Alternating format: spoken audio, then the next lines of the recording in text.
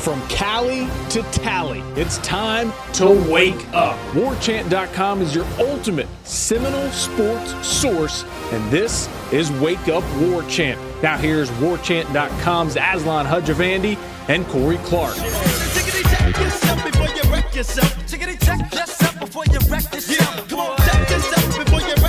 Wake up! Last day of the first month of the year. Where has it gone, Corey Clark? It's crazy, man. We're all getting older. We are all closer to death. It is crazy that I'm 43 and I'm well on my way to 44. You look up, man. You look up and you're 50. Yeah. This life, I tell you what. Guys, love who you're with. Appreciate your time with them. I guess I'm doing this before, to start the show instead of at the end of the show. But yeah, because you're going to wake up and be 50 and wonder where time went. Yeah, it's crazy. It's Wake Up War Chant. He's Corey. I'm Aslan. Use the promo code WarChant30 to join the fam on WarChant.com. Get the latest and the greatest on all things Florida State. We missed you the other day. Corey, there was a big powwow with all the power brokers in Florida State media and the media relations department. I was bracing for Rock'em Sock'em battle, but it was a quite productive meeting.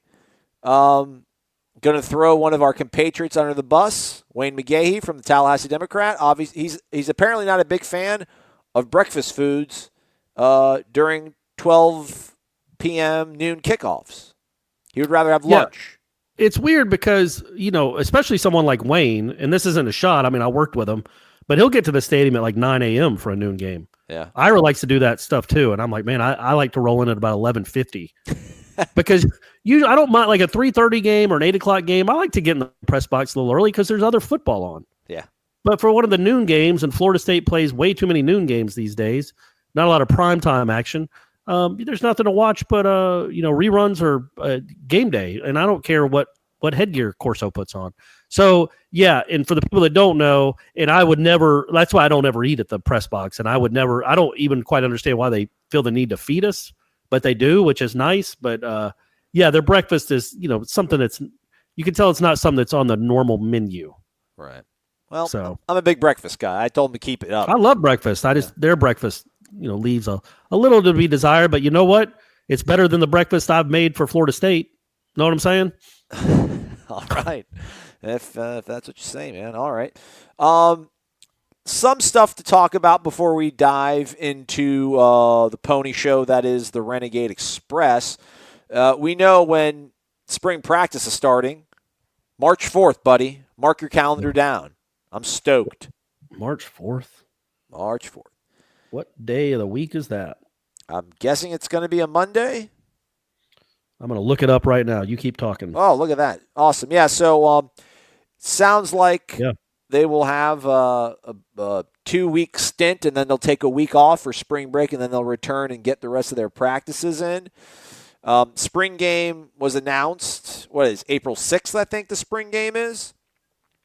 That's correct. The Final Four weekend. Yeah, check out the Florida State Boosters website for information on not the spring game, signing day, which is next Wednesday. I'm all over the place right now. Good grief, Aslan, get it together. Terrible.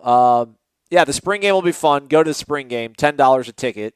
The signing day party is Wednesday, correct? Yes, signing day party is at the Car Museum, and boosters have been a big topic of discussion on the boards because the last time we gathered, you and I, we talked about the important function that the boosters provide. And, man, I've been getting hammered on the boards about it, and I think a lot of the Renegade Express questions are going to be shaming me. But here's the thing, everybody. You can't shame me. I don't care. Because you know what you are? You're shameless. Yeah, pretty much. Yeah. But in that vein, we're actually not we. I'm gonna be the audio engineer on it. But Gene Williams, our founder and administrator of WarChant.com and managing editor, Gene Williams, a.k.a. the brain. Ira Schofel is our managing editor. Gene Williams is our founder and administrator. I'm going to figure out what's going on. I have the TV on, and I'm watching it as we talk, which I need to stop doing because I can barely do one thing right, let alone two things.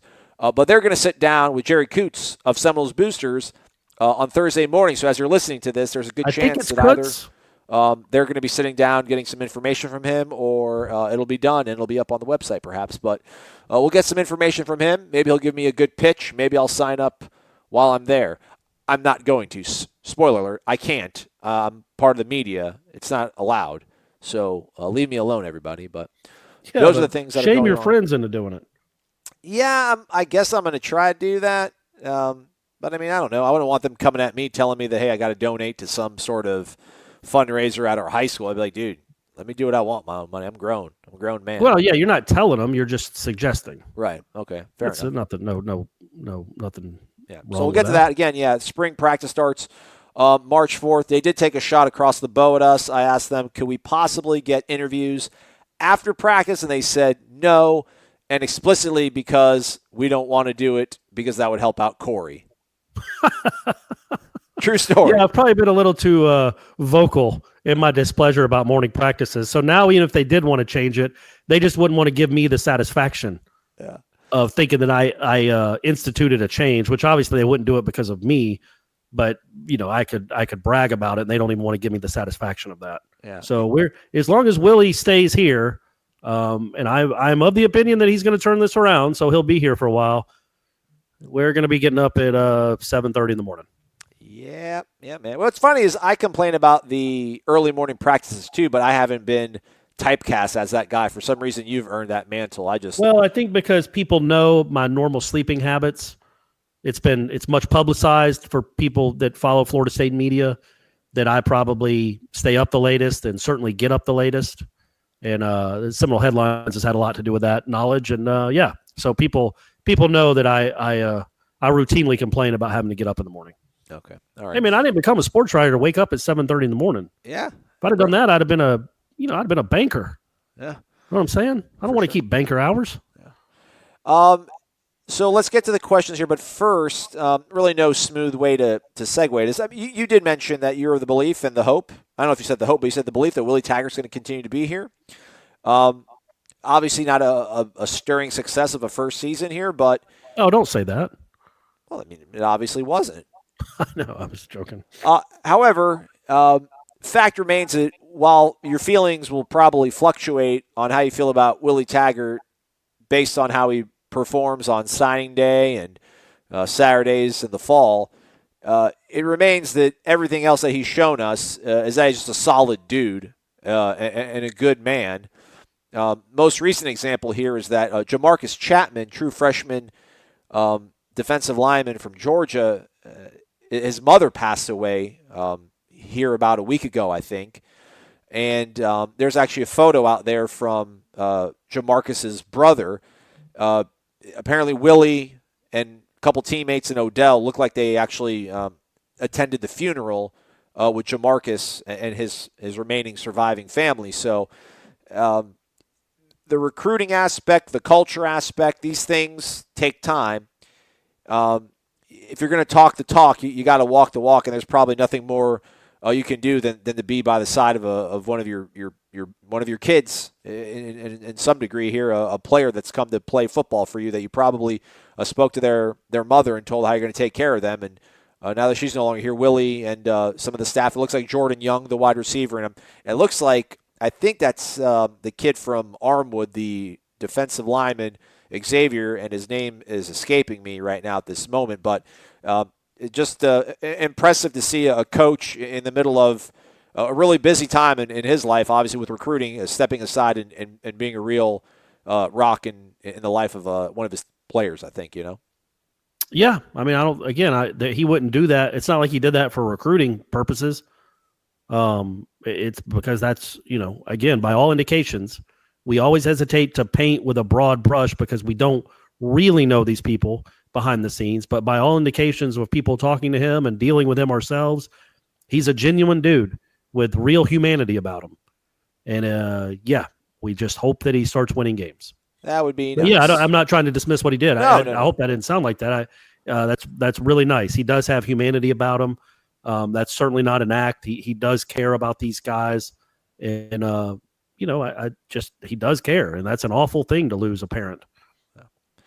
It's Malcolm Lamar. I don't know why I said Xavier. I know Xavier Peters, and it wasn't him. It kind of goes with the theme of the show today. which is you're not all there. Jeez. Just fine. It's fine. But you got plenty of time to turn it around. I do. Let's hop on some horses. Let's talk shop. I hear him coming. Oh, yeah. Oh, yeah. There we are. Let's do it. Oh, boy. Let's do it. Let's go. Eno_2000. Morning, gents. Who am I kidding? I mean, good evening, guys. Since we're in the off-season, signing day is not until next week, and we're still waiting on some coaching news, I figured, why should headlines have all the fun with the questions that lean towards the bizarre and eclectic? So, in the spirit of total randomness, here you go. Both of you are being offered your big break in Hollywood, and the network is giving each of you your own television series. You get to choose any former FSU football player to be your co-star, except no Dion, no Jameis, and you can't bring Burt Reynolds back from the grave. You get to select between an 80s Miami Vice-style crime drama, a Western, or a sci-fi thriller. Who would each of you choose to be your co-star? What type of series would you select? And what would you name it, Corey Clark? Man, that's a lot. So it's got to be a football player is the question, right? Yes, former FSU football player.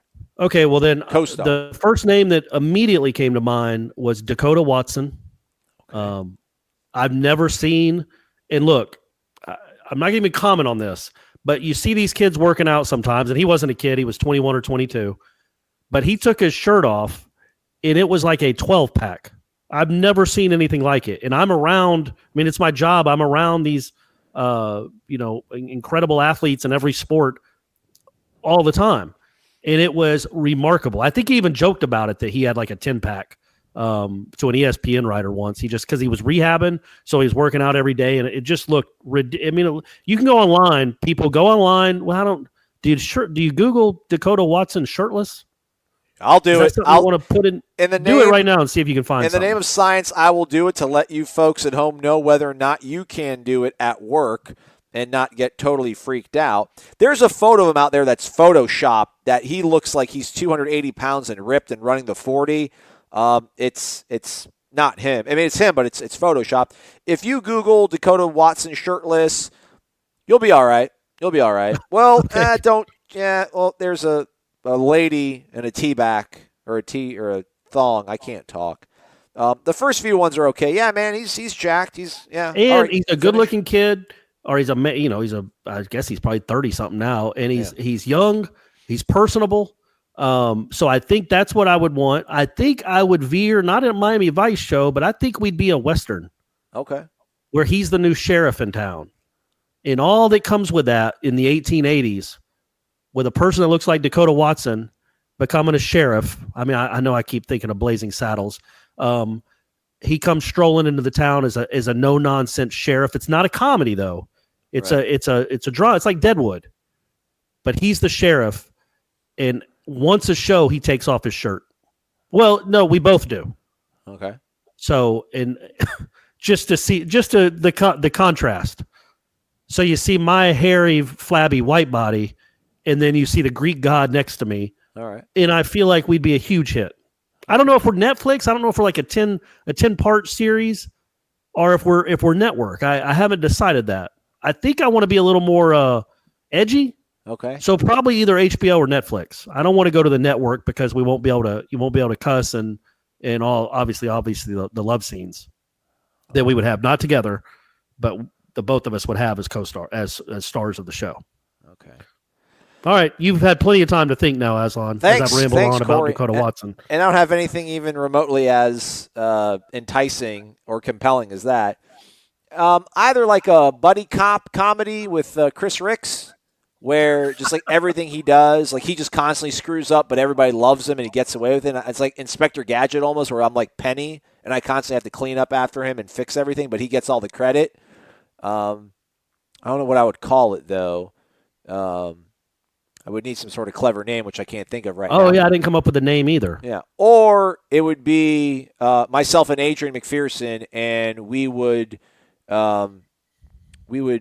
penetrate the underworld of sports gambling and try to bring it down. That's too on the nose. Well, okay. But I was going to say it would be perfect with Dakotah. You know, our show could be set in the Dakotas. All right. So there's the name of the title is something like, I was thinking of something like Lewis and Clark, but because you're explorers, you're going out to Dakotah, the west. yeah, Dakotah and Clark. Dakotah and Clark or something. I don't know. All right, okay, I see what's going on there. You're right. We are Dakotah, something with like Dakotah Breakers. Okay. Like the Code Breakers. All right, nice. All right. So, hey, look, it's still on the drawing board. We're right now. We're just spitballing ideas, folks. There's not any bad ideas right now when you're just going through the beginning stages of that. So, if you got next week, people, if you have a better idea for what me and Dakotah Watson could do in a TV show, I'd love to hear it. Yeah, it's not greenlit. All right, Doak FSU 1. Good morning. The upcoming Dion documentary has got me wondering, do you guys think we have seen an end to the 2 sports stars in professional sports? Love the show. Thanks, Doak FSU 1. Appreciate it. So, yeah, Kyler Murray was sort of like that, right? Right. Where he, I guess technically he thinks he could still try to do both. But there's no way that you would draft a quarterback, make him your franchise player, and then allow him to play another sport in his spare time. I don't know why it stopped, but it did. Like Dion and Bo and Brian Jordan with the Falcons, he was an all-pro safety and then became a baseball player, are just solely stuck on baseball. But he did both for a couple of years, I guess.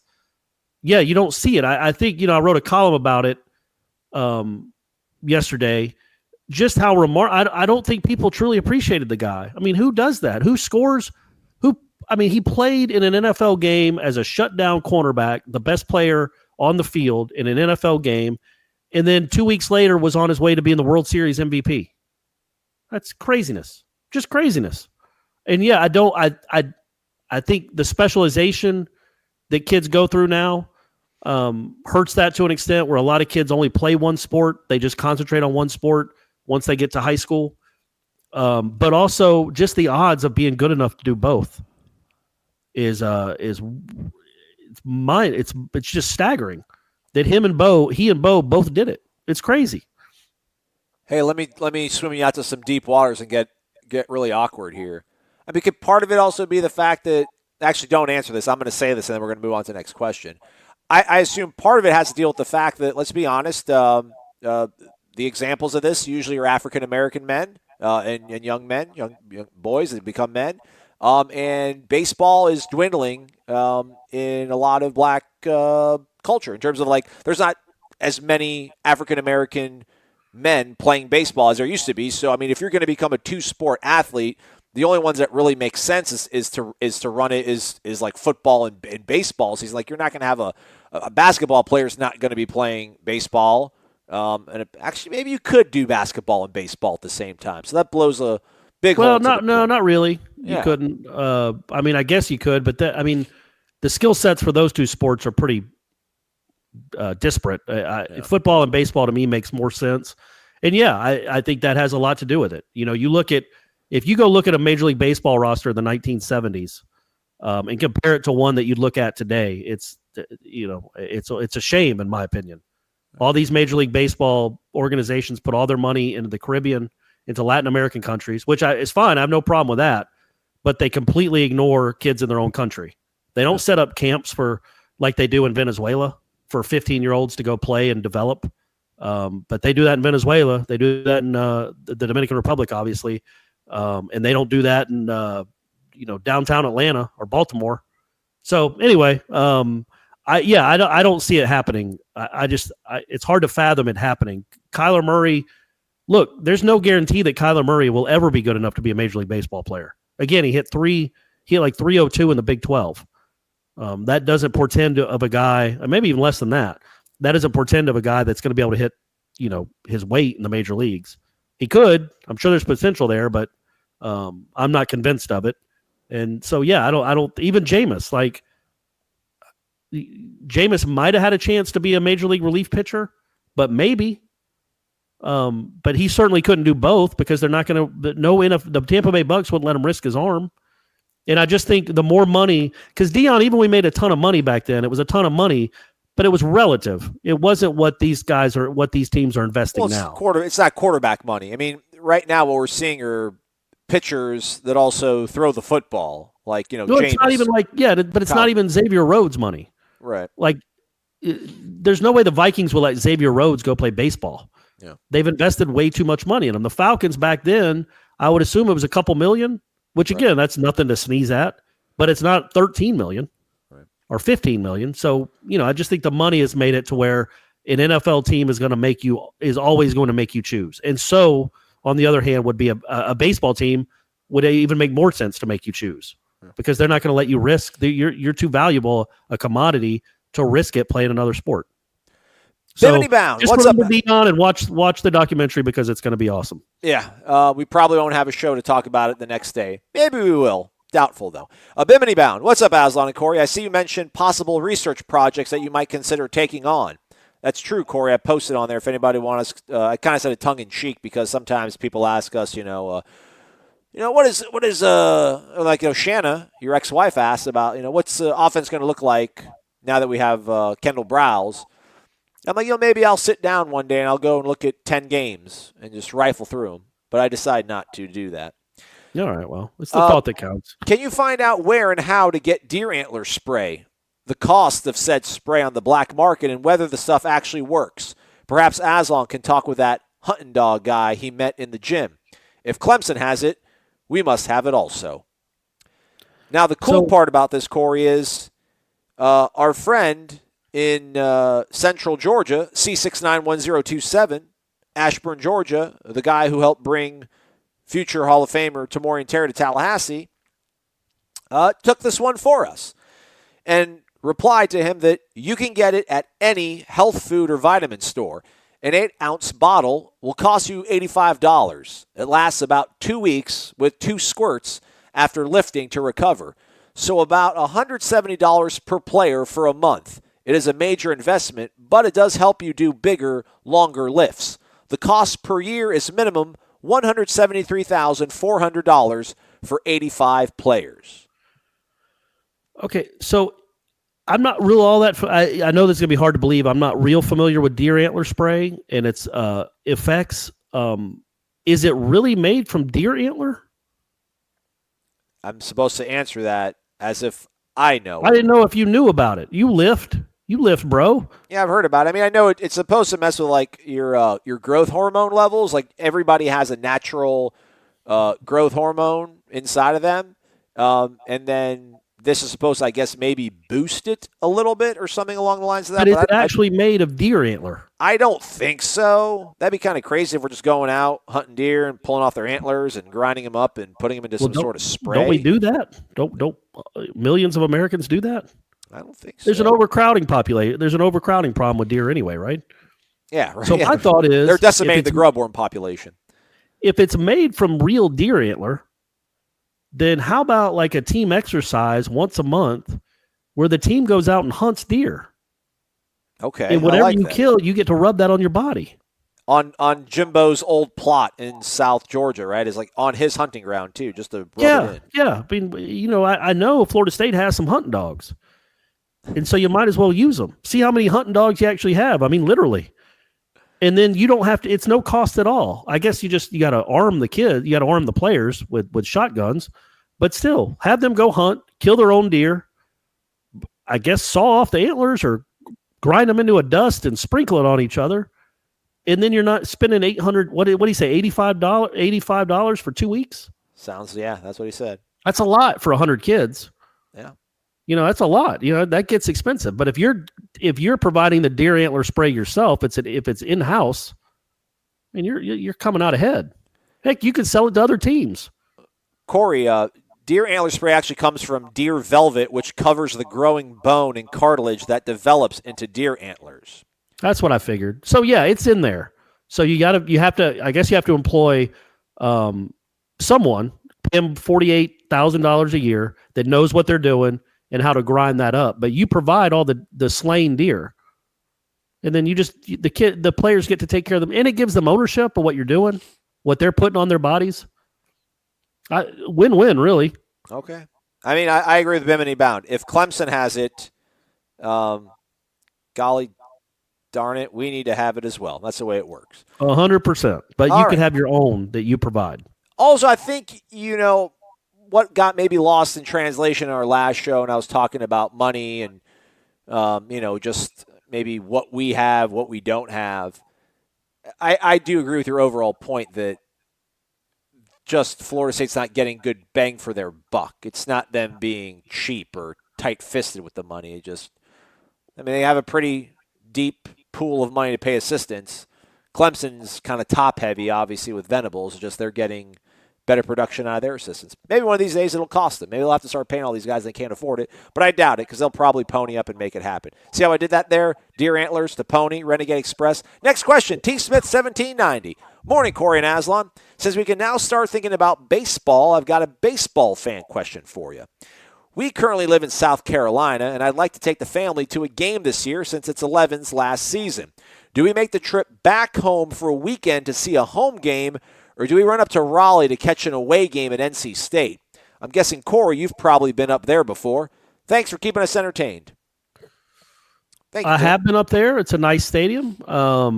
There won't be as many Florida State fans as there would be at Hauser.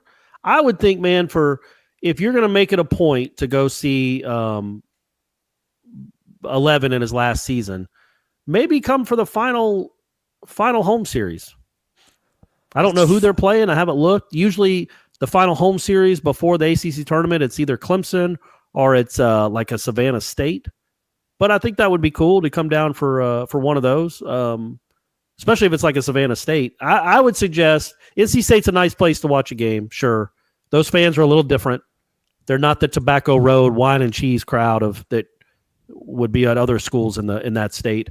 They can get on to the players and coaches a little bit, but I would say if I were you, I'd go to Tallahassee, really soak it in. 11's last season. They host Richmond in their final there series. You go. Those tickets will not be hard to come by. Yeah. So especially and stay on that Sunday. That'll be his last home game. I'm sure they'll do something for him. That'd be a neat little scene.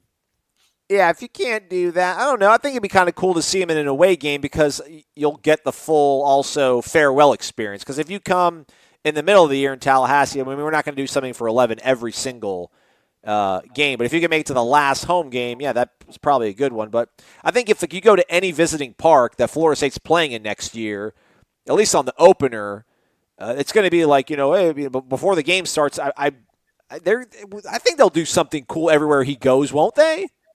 Yeah, no, everywhere in conference for sure. Yeah, definitely I'm sure they'll do something for him at Florida. Yeah, even that's a one game. That's just going to be one game. I'm sure they'll do something for him there. Yeah, man. I mean, I know, people. Mike Martin. I wouldn't say he's beloved around the conference, but and around the country. But from a rival standpoint, like Clemson and Florida and Miami fans don't love the guy, but they certainly respect and appreciate him, and I'm sure he'll get a really nice ovation and some sort of nice gifts from these schools. Maybe a Cadillac? Yeah, probably not. I think a rocking chair is probably more likely. Alamance Knoll, wake the heck up, guys. All right, Aslan, got to call you out a little here. The whole conflict thing as a reason to not give back is weak, and I'm pretty sure you knew that too. Hey, man, I'm not telling anyone where to spend the money you earn, but just saying that one was weak sauce. On the Houston thing, no. FSU doesn't have cash to just throw around chasing a coach that won't matter right now anyway. Those who need to know, no. I think that's in regards to Randy Clements, the offensive line coach, still being at Houston, likely coming to Florida State, but not being at Florida State yet. However, if we all just give a minimum, say $25 a year, that's a lot of lower-tier donors that can make a difference. Go Noles. Don't say anything, Corey. We're going to keep going. Krupster. Okay. Hello, I gents. would say this real quick. Corey, just trust my judgment on this. No, I was going to say, I think you could donate. I don't think that would be ethically, maybe frowned upon, maybe, but I don't think so. No, Gene already said I couldn't do it. All right, Krupster. Oh, never mind. Hello, gents. Aslan, take a lap for that pathetic booster, I'm not a booster rant on Tuesday. That kind of attitude about supporting the school is one of the biggest headwinds we have to deal with. You really do need to get Jerry on the show to give a proper pitch on the benefits of donating. While he's on, you should hit him up about a sponsorship of the show. Seems like a natural fit, no? Corey, stay great. Carry on, boys. Who was that? Now you can make a comment. Krupster. Yeah, Crumpster. Good job, Crumpster. Yeah. That was because I try to stay great. I do everything I can to keep this show rolling. So that's what I was going to say. But if Gina, I get that too. I mean, it is it's a weird deal when you're in the media to give money to the program that you cover. It's an odd thing to do. So if I were you, I would do something under the table. Yeah, laundry. Now, I heard you. Gene's my boss too. Yeah. He's the owner, operator, proprietor. He's saying that we can't do it, that you can't do it. I get it. There's got to be a way you can hand Willie a couple hundred. I think my friends and I, maybe like a year or so, we actually discussed all of us chipping in for one membership. So instead of us all being like Iron Arrows, which I think is the lowest level, which is $60, like we'll all give $100 and then maybe we could be some sort of like Bronze Chief. I don't know all the levels, but I don't know, because this is the thing. And like, I get it. You guys are upset at me for this.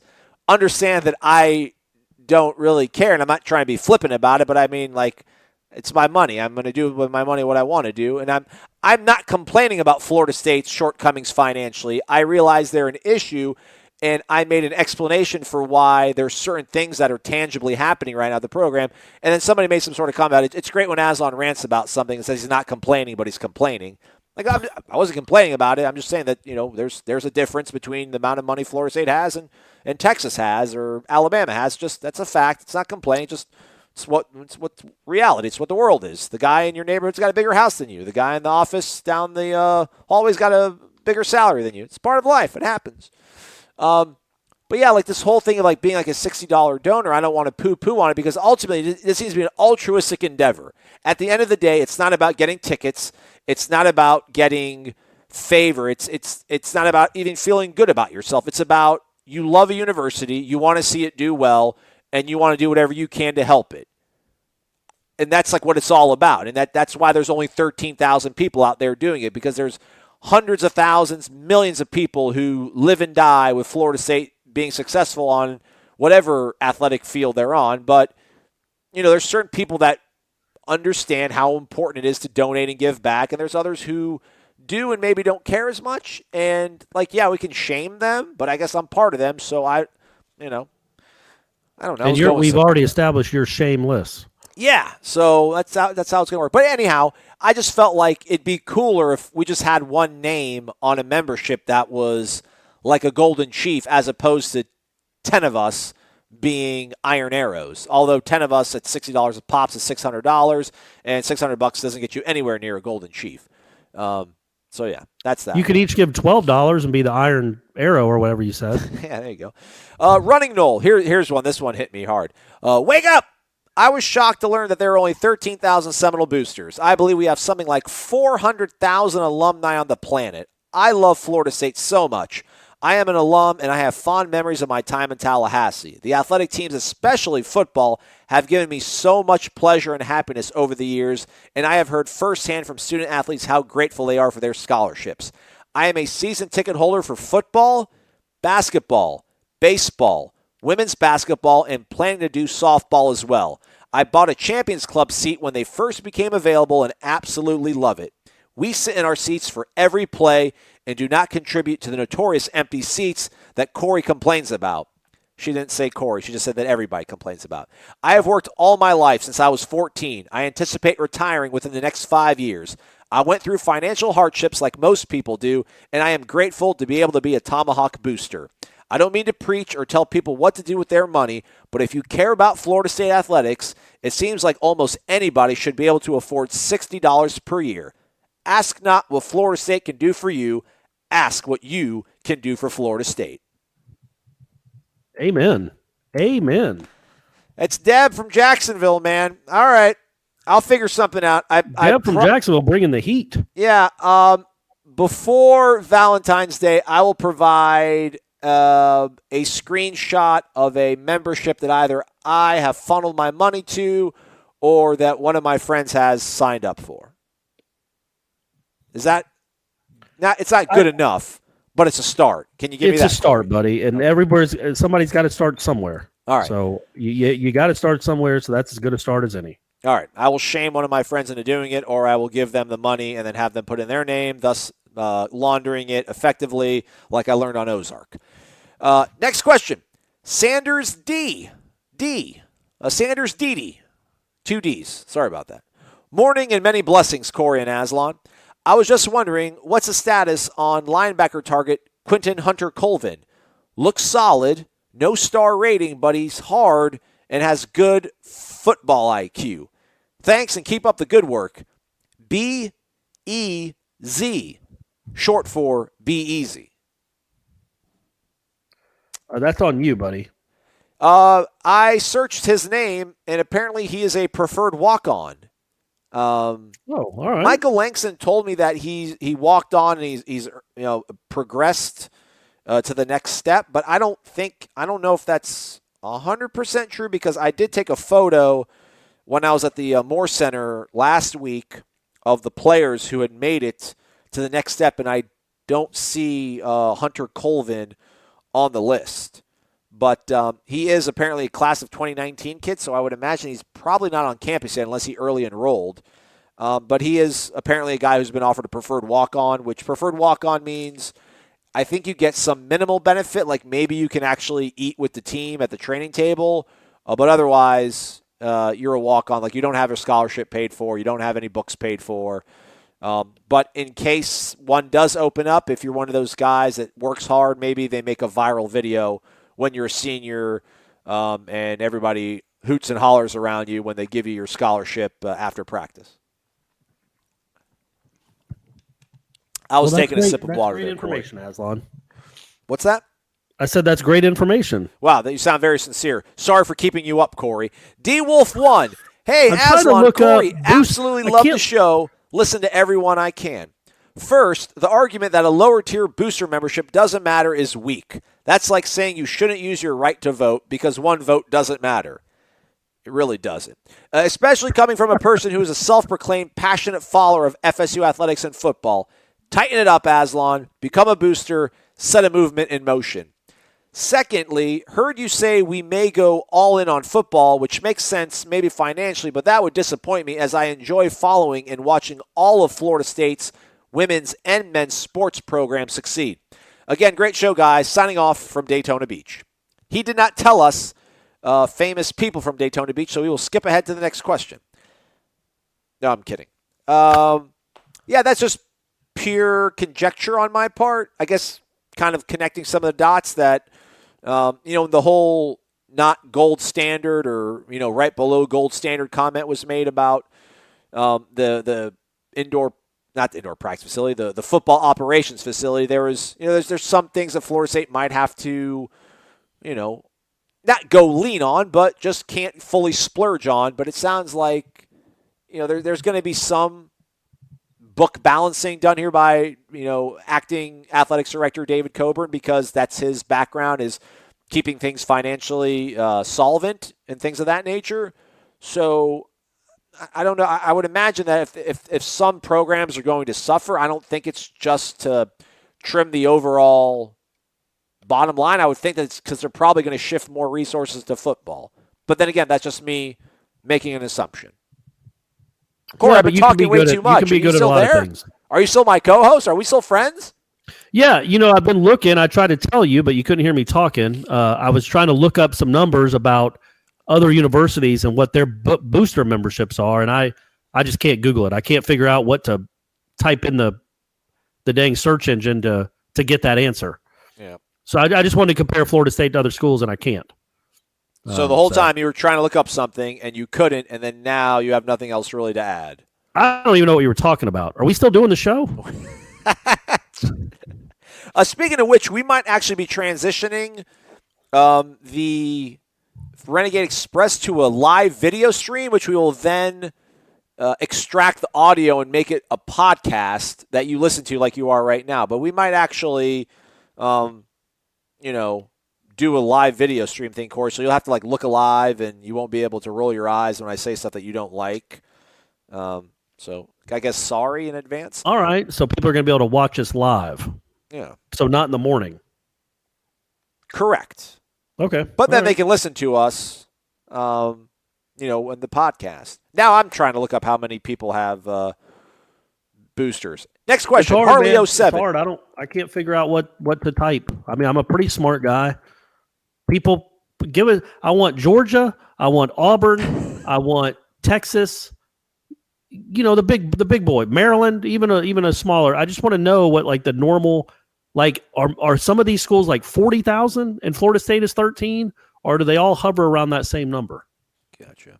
All right, very good. All right, Harley 07. Good morning, Wake Up Board Chant. I'm originally from Williston, Florida. Notables include Mike Payne, rest in peace. He pitched a couple games for the Atlanta Braves. Keith Edwards, 90 catches in a season at Vandy, and my personal fave, Foolish Pleasure, 1975 winner of the Kentucky Derby.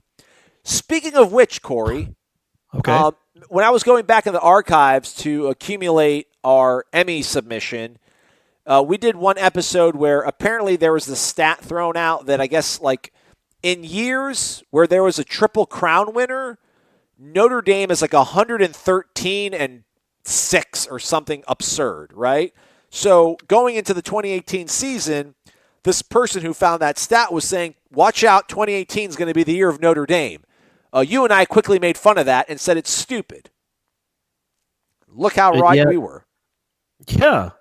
You wouldn't think that they would have anything to do with each other. But apparently there's something going on in the cosmos where was there a Triple Crown winner this past year? Yeah. I forgot the name of it, but yeah. Yeah, man, I did too. Was it wasn't Citation or Secretariat, was it? No, and it wasn't American Pharaoh. American Pharaoh was the second to last one. I think it might have been Seabiscuit. Does that sound right? Either Seabiscuit or War Admiral. Right? I think you're right. Yeah. Justify. Probably Seabiscuit. You wouldn't think that would have anything to do with it, but sure. Okay. So Harley's question is, I'm going to ask you a question about basketball. Why did Coach Hamilton pull Kumaji against Miami when he started off so hot? 6 of the first 8 points. Basketball's streaky, and if a player's doing well, let him keep playing. Thanks to both of you for the off-season grind. Thank you for recognizing the grind, Harley. Normally, I would agree with that criticism. Leonard kind of has a rotation, and it seems like PJ Savoy could hit 4 threes in a row, or MJ Walker could hit a couple threes. And still, when it's time for them, but it's their normal time to rotate out, he's going to pull them. And I wouldn't do that. I'd tend to play the hot hands more.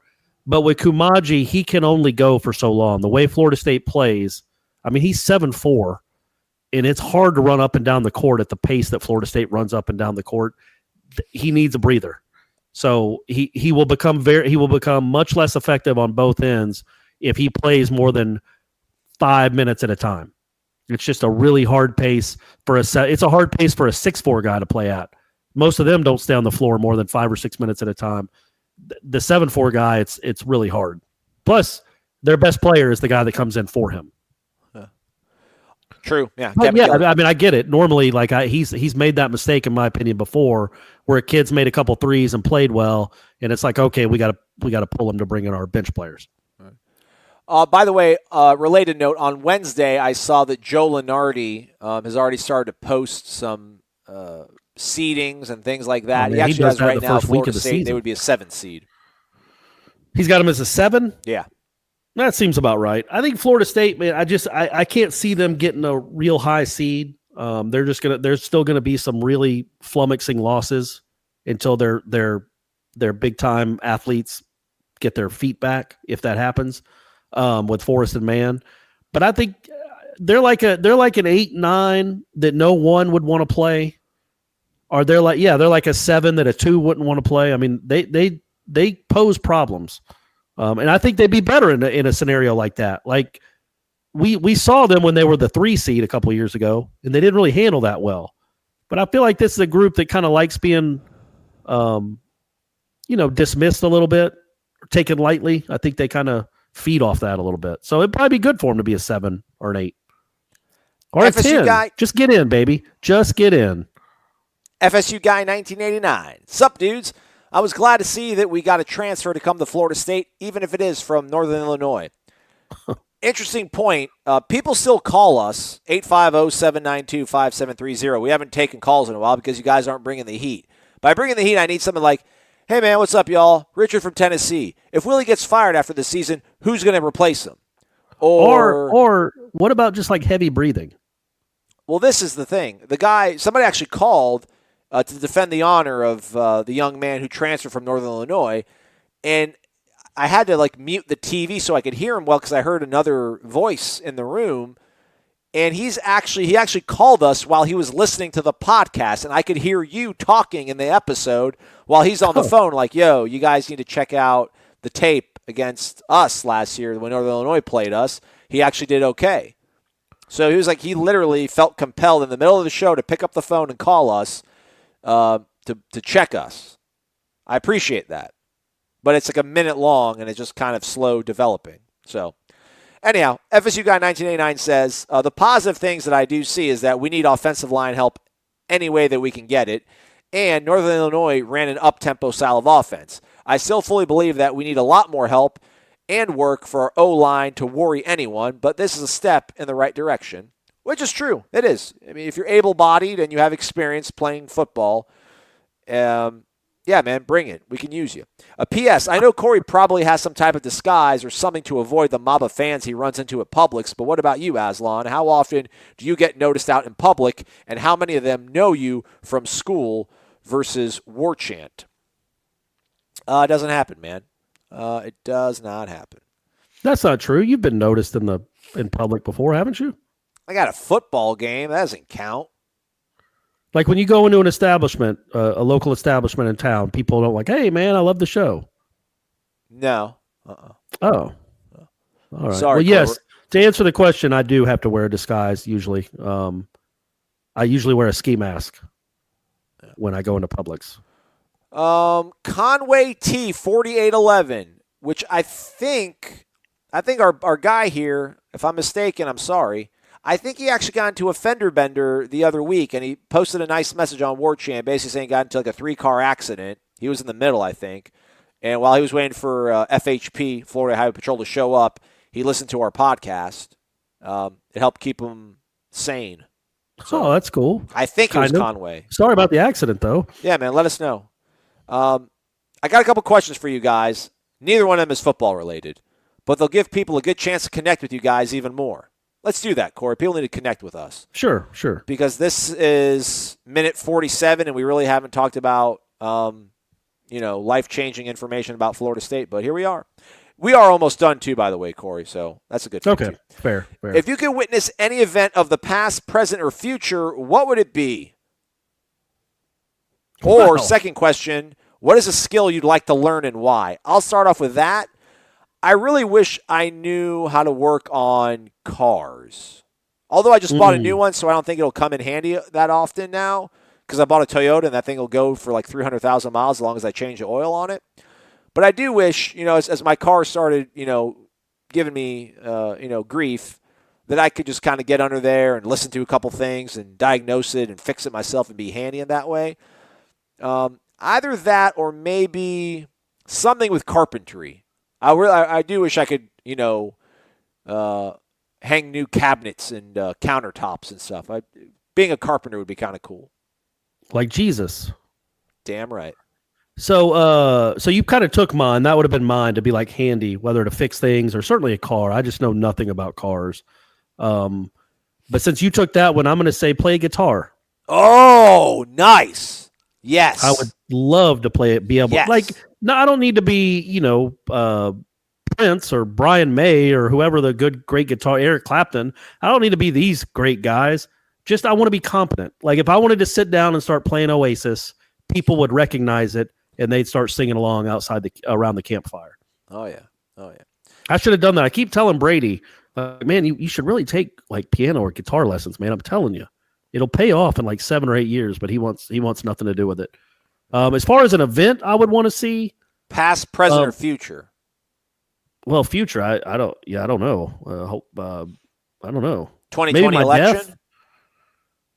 If I can see my death, then that means I'm still aware, which is a good sign moving forward for life after death. If I can actually see myself die, then obviously I'm in another plane and things are looking up, or I guess down, depending on how I live my life. But my answer always has been to be on the grassy knoll for JFK.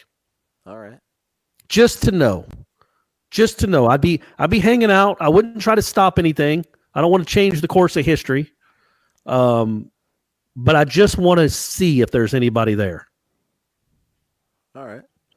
There you go. That's it.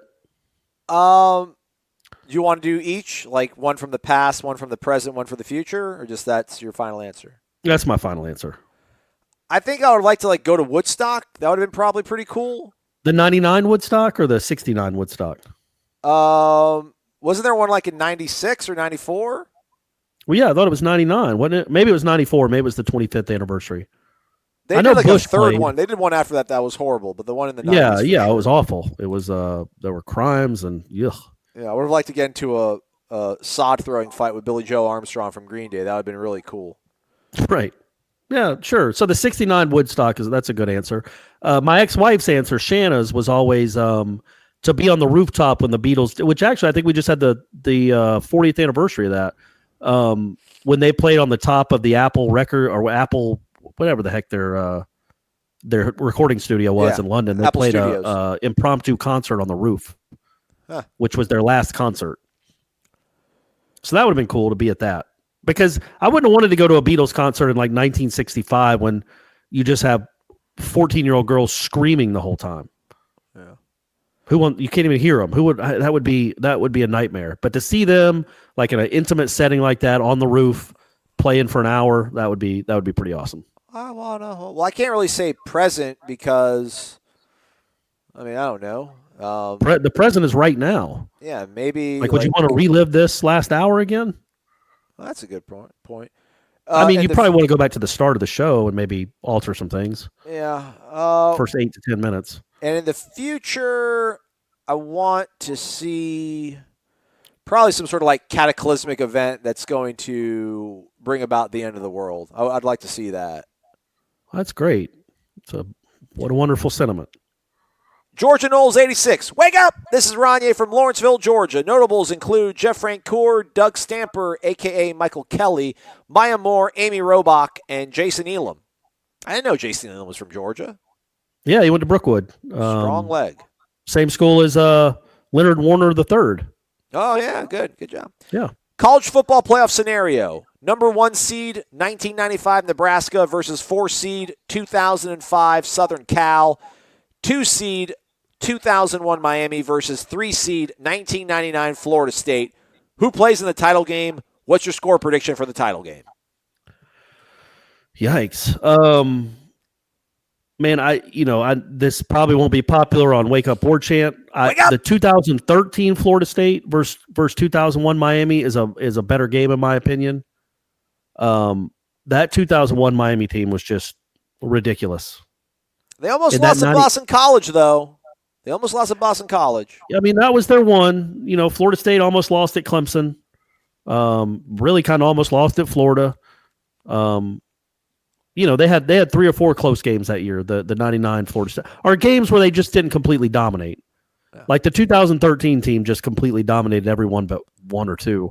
The 99 Florida State team, they were only up before that Peter Warwick crazy double, triple reverse, fumble the ball, make everybody look silly against Louisiana Tech. I think they had scored 7 points in the first half, and that was with a minute left in the first half. They just had a lot of they weren't trip ups, but they weren't dominant. They were really good. They just had some games where they weren't great. In that 2001 Miami team, other than the Boston College game, and other than the Virginia Tech game, which was weird, they were up 27-3 and outgained them by 300 yards, but just weird stuff happened in the second half. They just crushed everyone. So I would have a hard time. I think 2013 FSU would have a better time with the 01 Miami team. And then the other one was what? 95 Nebraska? Versus 2005 Southern Cal. I think he probably means 2000. Actually, I don't know. Maybe it does mean 2005 Southern Cal. They're the ones that lost to Texas. Yeah, no. So 2004 would be the team because the 2005 team didn't have a good defense. Yeah. They gave up 40 to Fresno State, and they, that's why Reggie Bush put up huge numbers, is because he kept having to play in the fourth quarter because they couldn't stop anyone. I would definitely pick 95 Nebraska over 05 USC. I think the 04 USC team had a better defense, and it's just really hard to compare. Even I know that's only 10 years apart, but man, when you look at the roster that USC team had and compare it with the Nebraska team that I don't know how many guys off that team went to the NFL. Not a ton. But, man, Tommie Frazier was awesome. Lawrence Phillips was awesome. Their offensive linemen were just these corn-fed mules. And I think that I'll say 95 Nebraska just for this, because that team will always have a special place in Florida State fans' hearts. For thumping the Gators. I mean, just making them look silly. How many people? They just scored again. How many Florida Gators does it take to tackle Tommie Frazier? All of them? What was the answer? More than 11. Yeah. I mean, that was crazy. Every time I looked up, there was score. It was like 62 to something. Yeah. Just completely obliterated them. That was a darn good Florida team. So, yeah, then I would say, okay, so we'll go 0-1 Miami versus 95 Nebraska. I'll take 0-1 Miami, 31-30. All right. Sorry, guys. Or I'll take 99 Florida State, 56-6. This is what I like and I'm proud about our show, and I also kind of hate, is that we do keep it real. Like, there's no Miami podcast that would ever think that the 2001 Miami team would lose to anybody. Now, their 2001 Miami team is our 2013 Florida State team. Right. And I would be like, it would be a close game, but I think we'd win. But Miami fans would be like, no way, we would kill the 2013 Florida State team. Like, there's no other, Alabama podcast. I would be like, man, the 2012 team that beat, Notre Dame kind of sucked. We looked bad against A&M. We looked shaky against a bad Ole Miss team that year, even though we beat them. But still, we'll be there, man. We're Alabama. But, we're objective. I like that. That's what we do, man. That's why people like it. You might not agree with me, but you hopefully can at least respect that. I'll call it like I see it. Doesn't mean I see it correctly all the time. That's just my opinion. I think that 2001 Miami team it ended up having 17 first-round picks on it. Yeah, it was ridiculous. Just think about that. By the way, 20% of the roster was first-round picks. Yeah. The 95 Nebraska team had Amon Green, the Peter brothers, who one of them had a bad personal, yes, he very was bad. A nightmare of a person. Mike Minter, Mike Rucker, Lawrence Phillips, who, I guess, rest in peace. Kind of a nightmare of a person, too. Yeah, and Grant Wistrom, who maybe didn't go on to great heights in the actually, Grant Wistrom had a good pro career. I think he was on the Rams when they won the Super Bowl. They did have a lot of talent. Yeah, and that's pretty impressive. Yeah. All right, we go. Last one comes from Cat Chaser. Morning, fellas. Corey, to answer your question about my username, I am a catastrophe claims adjuster. I chase storms, usually hurricanes, and write estimates for insurance carriers. Most recently, Hurricane Michael in Panama City, and have deployed all over when needed. My question today is this. We are not in need of a wide receiver or running back this year and are looking at Mingo. But if he does not sign with us, so be it. No big deal this year. A few weeks ago, it seemed that that was the case. But now we're looking at a wide receiver running back from Chicago who's an undersized one at that. Wouldn't this spot be better used for a more pressing position of need? I mean, at this point, I think I spoke to Michael Langston for an hour on Wednesday night, so I'm an expert now on this sort of stuff. Sure. You have to fill needs, obviously, but then you get to a certain point where you kind of have to fill your class. You have scholarships. You don't want to waste them, but if you feel there's guys that can probably help you out in a few years, you bring them on board, and if it doesn't work out, they'll just kind of probably transfer and leave, and you're no worse for the wear. Florida State went after a lot of players in the early signing period. They got a lot of the ones they wanted, and they missed out on some guys. And they have been trying to pursue certain defensive players, like the Charles Moore kid from Mississippi, after they lost Derek Hunter to Texas A&M. But apparently they're not going to get him. Michael said it. Michael's one of the more optimistic, cheery sort of folks on the War Chant roster, man. But you have to kind of live with your consequences, man. Florida State was 5-7 last year. Willie was able to sell hope on a 2-week turnaround after he got the job. I mean, the team was 5-7, didn't particularly look good in a lot of those contests. So they're relatively speaking, they're doing a good job, and they're getting talented players. But yeah, this is not a class stockpile with elite, game-changing day one sort of guys.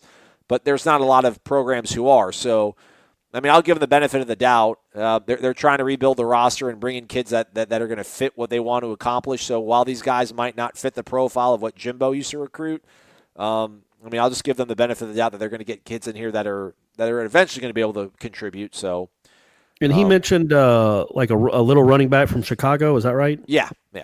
So it just reminds me of they don't necessarily need a running back, but you might in 2021.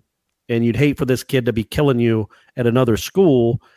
And, you can't just recruit solely on need. If they think this guy's a legit player, you can't just turn him down because he's not a linebacker.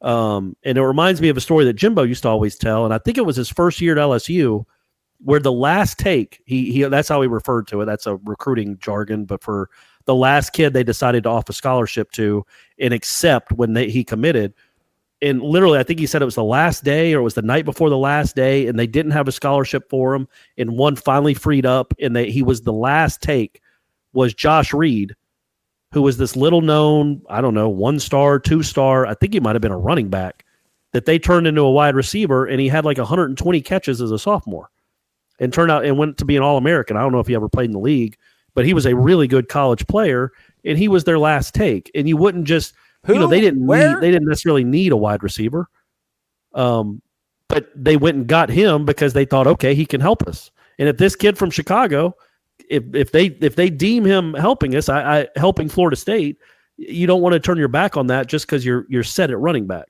What school was this? Where'd he go to? LSU. Oh, I thought, yeah, Josh Reed was, man. He played with the Bills for a while. I think he might even won the Blitnikoff. No, I mean, he was awesome in college. I just didn't know if he played in the NFL. But no, he did. He played with the Bills. Yeah, okay, well, there you go. And he put up crazy numbers at LSU. Yeah. And that was a guy they almost didn't take. That was a guy that they didn't need. He wasn't on their radar. And then the last week or the last couple of days before signing day, Jimbo and Saban agreed, yeah, let's try to get this guy on campus. He could probably help us. And it turned out they built their offense around him for the next couple of years. Yeah. So maybe this kid will be the Josh Reed of Florida State. Yeah. I remember I took Josh Reed in my fantasy football drafts because he did kill it at LSU, but he never really amounted to anything. I'm like, Drew Bledsoe's a Buffalo now. He's going to be mad that the Patriots let him go. He's going to show them just how bad they screwed up by sticking with that Tom Brady loser, and he's just going to be throwing touchdowns left and right to Josh Reed, and I'm going to win my fantasy football league. Did you? Nope. One additional question. What are the realistic chances of Plumlee signing with us? I don't know. That was the one thing that we specifically didn't talk about in the recruiting chat because we had to save some of it for our members. We had it open to the public, so we didn't want to let everything out of the bag. We wanted to keep some of it in-house for our members. I'll just say, having no sort of really deep insight knowledge on that, they're going hard after that kid from Louisiana. If he comes, I find it hard to believe that a kid's going to leave Mississippi to come here and battle out with another kid on a staff that might be on somewhat shaky ground after you're done redshirting. Maybe. I never – Mississippi, Alabama, you're never pulling kids out of there by and large. Just not going to happen. Right. Plus, he's a Plumlee, so wouldn't you think he'd go to Duke? Hey-o. Hey-o. That's basketball humor. That's a good one to go on. Yeah, sorry, Cat Chaser. We're not the recruiting guys, but if I would have read your question beforehand, I would have been able to ask Michael – and then had a phone a friend segment. Aren't you glad that I asked where he got the name from? Yeah, man, we're connecting, man. We are like Leonard talks about. We got to stay connected. Whether it's you and I, whether it's the subscribers, the listeners, we got to stay connected. Absolutely, Aslan. Absolutely. All right, and thus ends one of the more herky-jerky shows in Wake Up War Chant history. We may be back tomorrow. We probably won't, but tweet at Corey_Clark, what you think about the Dion documentary, the 30 for 30. I'm sure Corey will be giving us probably a live blow-by-blow. Will you be doing that, or will Brady be dropping 10, 8, and 3 at the local gym? That's funny you said that. That was probably his stat line on Wednesday night. They won a game in overtime. Let's go. He had 10 points. Probably 8 or 9 rebounds. Like a lot of them are air balls that he just happens to catch, but still those count as rebounds. Positioning. No, he does have a game at 8, which is crazy that these 10-year-olds are playing until 9 o'clock at night on school nights. So I will not be able to see the beginning of it. So I won't think I'll be able to do a play-by-play, but I might write I'll record it and maybe write a little review. Because Dion's my dog now. Yeah. I grew up with Dion. I was 10 when he got to Florida State. I'm the perfect age for Deion Love. Yeah, the more you talk about it, I really think they're going to barely talk about him at Florida State. Maybe Mickey will say something about him being here, or maybe Mike Martin will say something about Deion being here, or I'm sure they'll show some sort of archival footage of him playing football at Florida State, but I don't think it'll be a large part of the story arc. Right. Hope Agreed. I'm wrong, though. Corey, we're done. I'm going to stop talking. Thank you, everybody, for listening. I got one more thing real quick. Just a quick shout-out to former Noel Malik Beasley, who is really tearing it up now in his third year in the I think it's his third year, right? The Nugs, man. The Nuggets are really good there. I think they're number 1 in the West. Yeah, and he's like their best bench player. Like, he comes off the bench. He scored they had a big comeback where he scored 20 points. On Wednesday night, he scored 22 points. He's like a legitimate now weapon coming off the bench for the Nuggets, who are like I think they're second in the West. So that's good to see. The first 2 years, he didn't do it a whole lot. And you wonder, okay, is this a kid that he took some early money, got a first-round pick, but just never found a place in the NBA? And now he's made himself a nice career where it looks like he's a really good shooter, and he can be in the league for a good long while. Now, you're still waiting for that. Maybe next year will be the year with Bacon where that happens. But really cool to see Beasley become – that's good for Florida State to have a guy shining in the NBA. Yep. All right, show's mercifully over. Corey, I love you. Awesome as always. I'll try to get better. Have a great one, folks. We'll probably talk to you on Monday. WarChant.com is the ultimate inside source for FSU football and recruiting.